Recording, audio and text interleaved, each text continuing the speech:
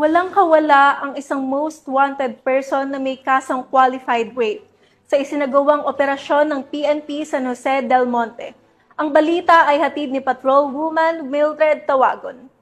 Tagumpay na aresto ng mga tauhan ng San Jose del Monte City Police Station ang isang karagdagang most wanted person, city level sa bisa ng warrant of arrest sa San Pedro Street, Barangay Poblacion, City of San Jose del Monte, Bulacan. Kinilala ni Police Lieutenant Colonel Rayzon Bagain, Acting Chief of Police ng City of San Jose del Monte City Police Station, ang suspect na si alias Charlie, 53 anyos, may asawa, isang vendor at residente ng Barangay Citrus, City of San Jose del Monte, Bulacan.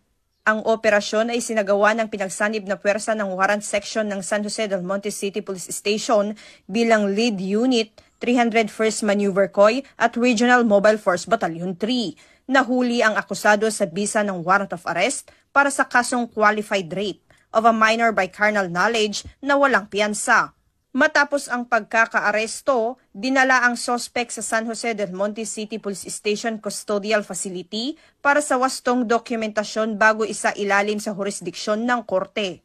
Patuloy ang Bulacan PNP sa ilalim ng pangangasiwa ni Police Colonel Angel L. Garciliano, Provincial Director ng Bulacan Police Provincial Office, sa kanilang misyon na sugpuin ang kriminalidad at panatilihin ang kapayapaan sa lalawigan, kasabay ng mas pinaigting na operasyon laban sa mga most wanted persons, kriminalidad at iligal na droga. Higit pa nilang pinaiigting ang pakikipagtulungan sa mga lokal na pamahalaan at komunidad upang matiyak ang isang ligtas, mapayapa at maunlad na Bulacan.